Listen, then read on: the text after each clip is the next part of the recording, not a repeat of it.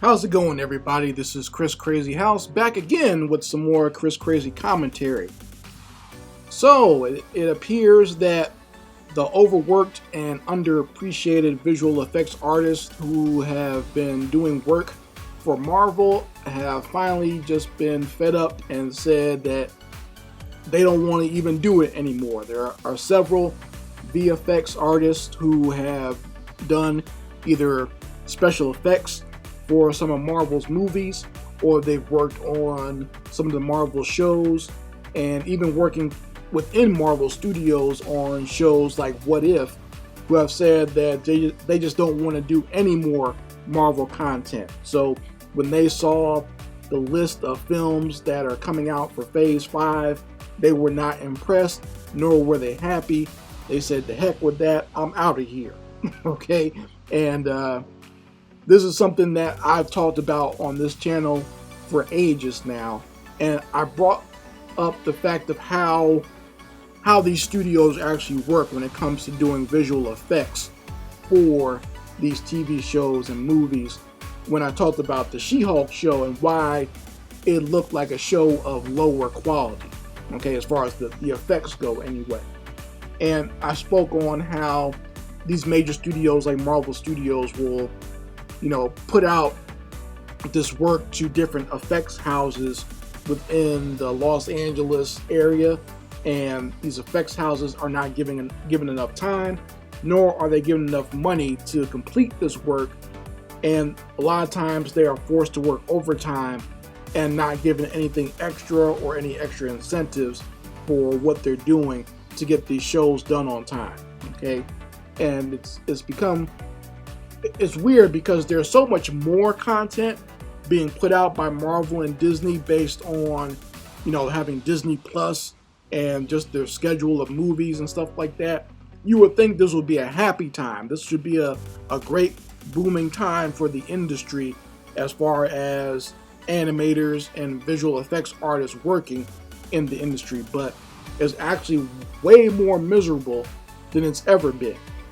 And there are several effects artists who are just fed up and say we're not doing it anymore because it's too stressful. And they're even saying that Marvel is not even paying the industry rate. Now that's very interesting because you have Marvel MCU on the movie side not paying people on time and not paying people the rate, and you got Marvel Comics on the comic book side not paying people on rate or just not being paid on time. So if you work for Marvel, that's just not the place to be. You're doing it basically for the love of the characters at this point, because it sure ain't the money. And the way they do these characters nowadays, I don't know if you can even say you love it. It's just, you're just doing work, I guess, and getting your name on something that has the Marvel logo on it. But it's not something that's working out for you stress-wise or even work-wise.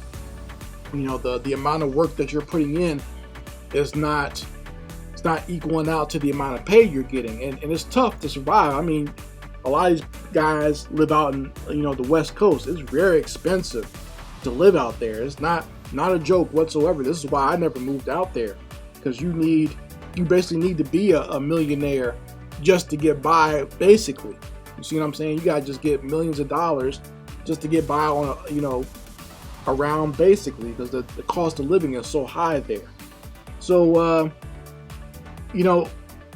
also another thing that's stressing out these artists apparently is the fact that if it's discovered that they're griping or they have issues with how Marvel is putting out this work and these tough time schedules, if they make any waves at all, then they'll be blacklisted in the industry and they'll never get any type of work with Marvel or anybody else ever again. That's the rumor that's going around now. A lot of artists are upset and feeling that they're being blacklisted, and blacklisted by someone very specific, and it is the Marvel Studios president, Victoria Alonso. Okay, she's the head of the animation production over there at Marvel Studios. So once again, this is someone who parses out the work to these smaller studios and is overseeing shows like some of the animated content that gets on Disney Plus. Okay, like What If and some of the other shows I think that they're working on for their animated content. All right, so apparently Victoria Alonso is overseeing this, and if you give her any back talk, you talk about you're having any issues, you don't finish something on time or on schedule, she'll blacklist you. Now, there's a debate as to whether this blacklist actually exists. Some artists say it's true, and some artists are saying it's not. The thing is, an actual list does not have to exist in order for the effects to be true. Okay, all it takes really from any of these studio executives or these animation directors, all it takes is for them to whisper to somebody, hey, this person didn't finish this, or this person is not a good fit for us, and that person just won't work. That's how easy it is in this industry. All someone has to do is whisper something to somebody at a party, or just make an offhand comment that this person might not be a good fit, or this person complains too much, and that's the end of that career, at least within that circle. And the problem is with these studios, the circles are very small and very tight. Everyone knows each other, so all it takes is one person to say something, and you might just not get any work again. Okay, so it's tough, and I can understand the problems that these visual effects artists are going through, but they need to, it's up to them to have the mind and the integrity, and also have the self-respect to push back against certain things like this. I mean, if these shows and movies can't be completed without them, so it behooves them to band together so that they don't have to suffer under the yoke of these companies. Stop doing things for less work. Stop doing things that have ridiculous timetables that no one can complete. Just stop doing that, so that way, if you guys band together, you won't have these issues.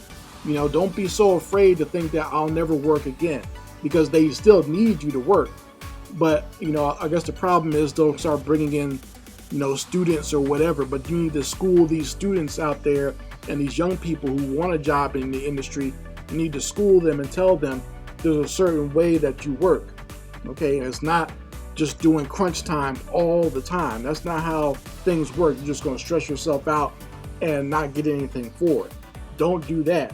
You need to talk to these young people, these young artists, these young animators, and let them know that to not let yourself be taken advantage of by these big companies.